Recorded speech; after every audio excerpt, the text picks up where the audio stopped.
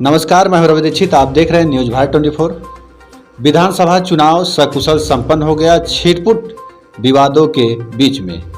बता दें, जैसे ही चुनाव संपन्न हुआ उसके बाद मतगणना को लेकर के तरह तरह की अफवाहें उड़ाई गई थी, जिसे लेकर के पुलिस प्रशासन से लेकर के चुनाव आयोग भी काफ़ी सख्त दिखा। लेकिन मतगणना भी शांतिपूर्वक संपन्न हुआ। आजमगढ़ जिले में 10 विधानसभा सीट पर समाजवादी पार्टी का कब्जा है। वहीं भाजपा भी दूसरे नंबर पर थी, काफ़ी अंतर वोट से हारी भी है और उसे भी काफ़ी देखा जाए तो हर बार से इस बार जो है बढ़िया वोट मिला है। हमारे साथ आज स्टूडियो मौजूद हैं समाजवादी पार्टी के वरिष्ठ नेता जयनाथ सरोज, जिनके छोटे भाई एक तरह से कहे जाते हैं बेचई सरोज, जो लालगंज से विधायक हुए हैं। सुबह से ही उनके घर पर काफ़ी बधाई देने वालों का तांता लगा था।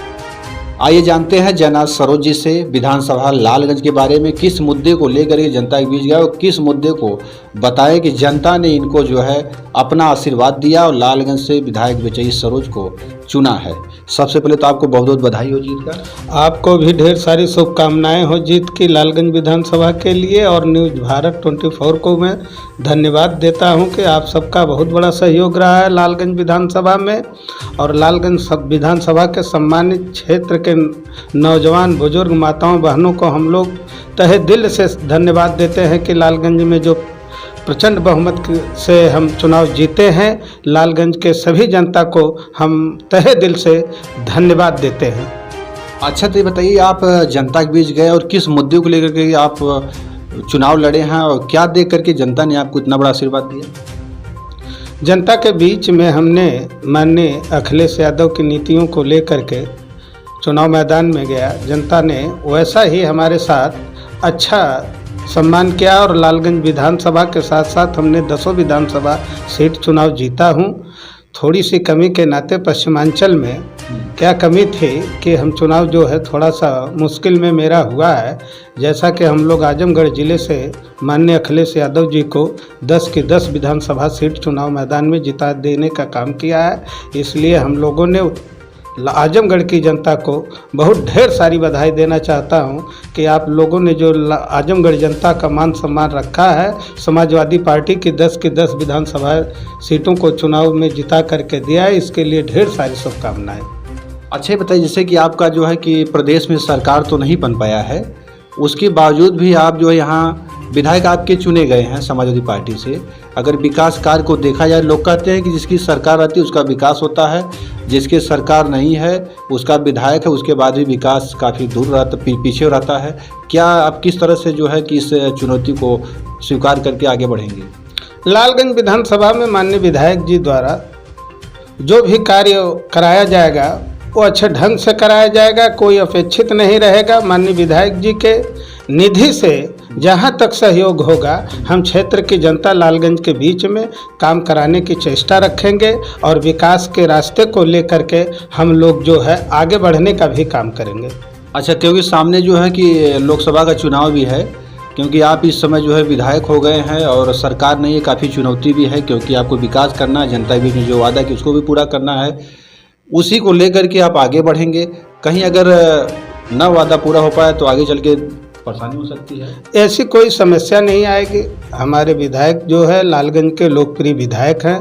उन्होंने पहले लालगंज विधानसभा में जिस जात धर्म के लोग हैं सबका सम्मान करते हैं और उनका 2012 का जो कार्यकाल रहा है विकास का, हम उसी के पैटर्न पे 2022 में भी काम करेंगे। अच्छा, तो प्रदेश में आपका सरकार नहीं बन पाई, इसके बारे में क्या कहेंगे?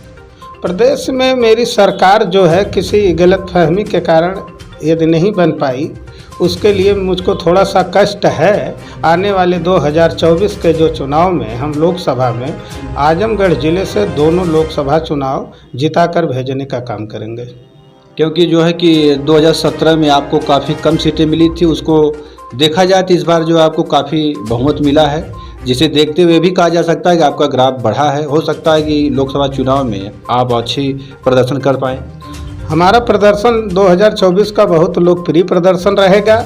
हमारा जो 2022 का भी जो प्रदर्शन रहा है पूरे उत्तर प्रदेश में बहुत लोकप्रिय रहा है, सराहनीय रहा है। कुछ ऐसी सीटें रही हैं जिस पे हमको मात खाना पड़ा कुछ अंतर वोटों से। अब इसमें जो भी कमियां त्रुटियां रही हो उस पर तो मैं नहीं जाना चाहता हूं।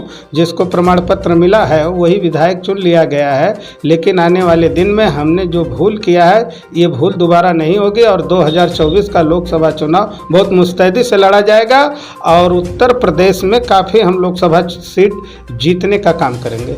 अच्छा, मतगणना के समय अफवाह थी कि जो है कि कहीं कहीं कुछ गड़बड़ है, क्या ये सत्य था? ऐसी कोई बात नहीं थी। मतगणना स्थल पे हम लोग थे, मौजूद थे। टेबल नंबर 1 मेरा था और मतगणना सुचारू रूप से हुई। हम 2 बजे ही चुनाव फाइट कर चुके थे, चुनाव हमने जीत चुका था। किसी कारण अधिकारी कर्मचारियों के थोड़ा सा कमी के कारण हमारा जो है प्रमाण पत्र जो है 8:30 बजे रात को दिया गया और हमने प्रमाण पत्र स्वीकार करते हुए हमने पुनः अपने लालगंज विधानसभा के लिए निकल दिया और अच्छा रहा चुनाव। चलिए, बहुत बहुत धन्यवाद। और आप हमारे स्टूडियो में आए। अब आगे हम और बात करेंगे। जीत के बाद पहली बार हमारे स्टूडियो में जना सरोज जी आए हैं, इनसे बात हुई है। अब देखना है कि 5 साल किस तरह से लालगंज का विकास करते हैं, क्योंकि कहीं न कहीं प्रतिनिधि हो चाहे भाई हो बड़े भाई सब यही है। लालगंज विधानसभा के व ठेकवा ब्लॉक क्षेत्र के सबसे बड़े गाँव के प्रधान राजकुमार सरोज जी हैं। यह भी काफ़ी अपने प्रत्याशी को जिताने के लिए संघर्ष किए हैं, बीच में गए हैं। सबसे पहले तो जो है कि इनका धन्यवाद करते हैं, बधाई देते हैं इनको, इनके जीत को लेकर के। हमारी तरफ से न्यूज़ 24 के सभी पत्रकार भाइयों को हमारे तरफ से बहुत बहुत सी शुभकामनाएं हों और हम अपने प्रत्याशी के लिए क्षेत्र में काफ़ी प्रयास करके जिताने का प्रयास किए और जीत भी गए। हम लोगों ने अपने विधायक के 2012 के कार्यकाल पर चुनाव जीते हैं। 2012 में हमारे विधायक बेचई सरोज ने